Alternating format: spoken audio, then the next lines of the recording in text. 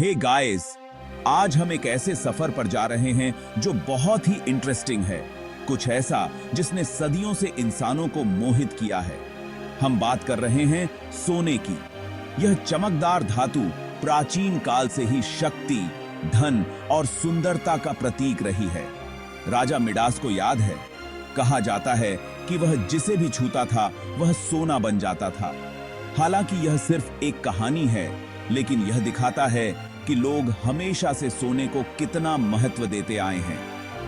फिरौन के भव्य मुकुटों से लेकर चमकदार गहनों तक सोने ने इतिहास पर अपनी छाप छोड़ी है। लेकिन क्या आपने कभी सोचा है कि यह कीमती धातु आती कहां से है? यह कोई जादुई पेड़ तो नहीं है, है ना? यह पृथ्वी के अंदर से आता है, विशाल खदानों से निकाला जाता है। और सोचो क्या, हम ऐसी ही एक खदान की कहानी में उतरने वाले हैं जो सबसे बड़ी और सबसे गहरी है। इस रोमांचक सवारी के लिए तैयार हैं? अपनी सीट बेल्ट्स बांध लो, क्योंकि हम बहुत गहरे, बहुत अंदर अंडरग्राउंड जा रहे हैं। मिलिए हमारे चैंपियन से, सभी सोने की खदानों के राजा से। एम्पोनिंग गोल्ड माइन। दक्षिण अफ्रीका के जोहानिसबर्ग के पास स्थित यह जगह कमजोर दिल वालों के लिए नहीं है। कल्पना कीजिए, एक ऐसा गड्ढा जो इतना गहरा है कि सबसे ऊंची इमारत को भी निगल सकता है। यहां के नंबर्स आपके होश उड़ा देंगे। यह खदान पृथ्वी की सतह से 4 किलोमीटर से भी ज्यादा गहरी है। यह ऐसा है जैसे 10 एम्पायर स्टेट बिल्डिंग्स को एक के ऊपर एक रख दिया जाए। यह नीचे एक अलग ही दुनिया है, जिसमें 80 किलोमीटर से भी ज्यादा लंबी सुरंगें हैं। यहां काम करने के लिए बहुत हिम्मत चाहिए। यहां के माइनर्स को बहुत ही गर्मी का सामना करना पड़ता है, जो 60 डिग्री सेल्सियस तक पहुंच जाती है। लेकिन उनकी कड़ी मेहनत उस खजाने को सामने लाती है जिसकी हर कोई ख्वाहिश रखता है, सोना। आइए जानते हैं कि यह सब कैसे शुरू हुआ। एम्पोनिंग की कहानी 1980 के दशक में शुरू हुई, जब विटवाटर्स रैंड बेसिन में सोना खोजा गया था।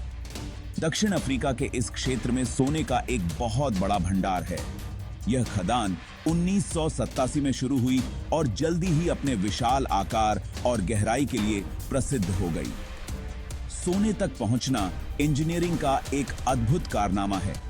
कल्पना कीजिए, विशाल एलिवेटर्स, जिन्हें केजेस कहा जाता है, माइनर्स, उपकरणों और यहां तक कि विशाल ट्रकों को भी अंडरग्राउंड ले जाते हैं।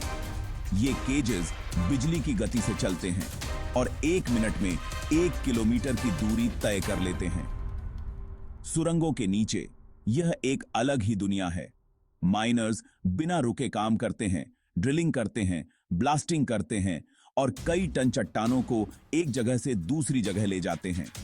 यह एक कठिन और खतरनाक काम है, लेकिन ये वो गुमनाम हीरो हैं जो हमारे लिए सोना लाते हैं, जिसे हम संजो कर रखते हैं, दमसाते हैं, जिसे ठीक है।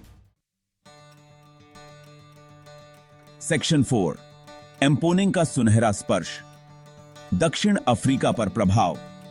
अब बात करते हैं इस सुनहरे जायंट के इंपैक्ट की।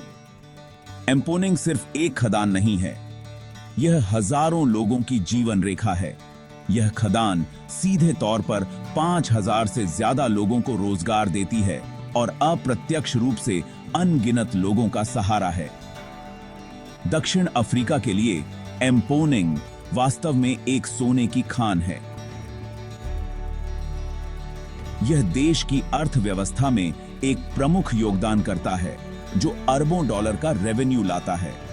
यह पैसा स्कूलों, अस्पतालों और इंफ्रास्ट्रक्चर के निर्माण में मदद करता है, जिससे लाखों लोगों के जीवन में सुधार आता है। लेकिन यह सिर्फ पैसे की बात नहीं है। एम्पोनिंग की दक्षिण अफ्रीका में स्किल्स और टेक्नोलॉजी के विकास में एक महत्वपूर्ण भूमिका निभाता है।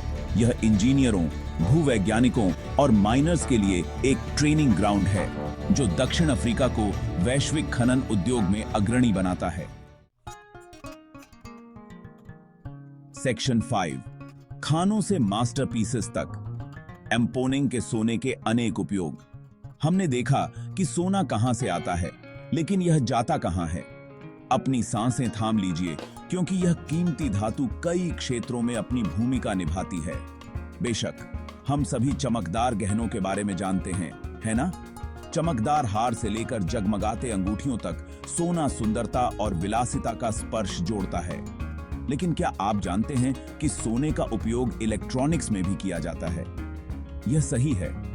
आपके स्मार्टफोन्स, कंप्यूटर्स और यहां तक कि स्पेसशिप्स भी अपनी सर्किटरी के लिए सोने पर निर्भर करते हैं। लेकिन रुकिए, और भी बहुत कुछ है। यह बहुमुखी धातु चिकित्सा में भी भूमिका निभाती है। सोने के नैनो पार्टिकल्स का उपयोग कैंसर के इलाज सहित विभिन्न उपचारों में किया जाता है। यह तो हुई उपचार का सुनहरा स्पर्श। सेक्शन 6, चुनौतियां और चिंताएं। सोने के कुछ नकारात्मक पहलू। हालांकि सोना समृद्धि लाता है, यह याद रखना महत्वपूर्ण है कि हर सिक्के के दो पहलू होते हैं। माइनिंग, खासकर इतने बड़े पैमाने पर, पर्यावरण को प्रभावित कर सकता है। मुख्य चिंताओं में से एक पानी और ऊर्जा का उपयोग है। माइनिंग ऑपरेशंस के लिए दोनों की भारी मात्रा में आवश्यकता होती है, जिससे स्थानीय संसाधनों पर दबाव पड़ सकता है। इसके अतिरिक्त अपशिष्ट निपटान और मिट्टी और पानी के दूषित होने की संभावना का मुद्दा भी है। यह एक नाजुक संतुलन है और एंग्लो गोल्ड अशांति जैसी कंपनियां जो एम्पोनिंग का संचालन करती हैं, अपने एनवायरमेंटल फुटप्रिंट को कम करने के लिए टिकाऊ व्यवहारों को लागू करने पर लगातार काम कर रही हैं। सेक्शन 7, एम्पोनिंग का भविष्य और गहरी खुदाई या संतुलन बनाना। एम्पोनिंग गोल्ड माइन ने एक लंबा सफर तय किया है, लेकिन इसका भविष्य क्या है? जैसे जैसे तकनीक आगे बढ़ रही है, पृथ्वी के और अधिक छिपे हुए खजानों को अनलॉक करते हुए और भी गहरी खुदाई करने की क्षमता है। हालांकि स्थिरता को प्राथमिकता देना महत्वपूर्ण है। जिम्मेदारी से खनन करने, पर्यावरणीय प्रभाव को कम करने और श्रमिकों की भलाई सुनिश्चित करने के लिए नए तरीके खोजना एम्पोनिंग के भविष्य की कुंजी होगी। तो यह रही आपकी कहानी दोस्तों। दुनिया की सबसे बड़ी और सबसे गहरी सोने की खान की अद्भुत कहानी। मानव सरलता, दृढ़ता और सोने के स्थायी आकर्षण का प्रमाण।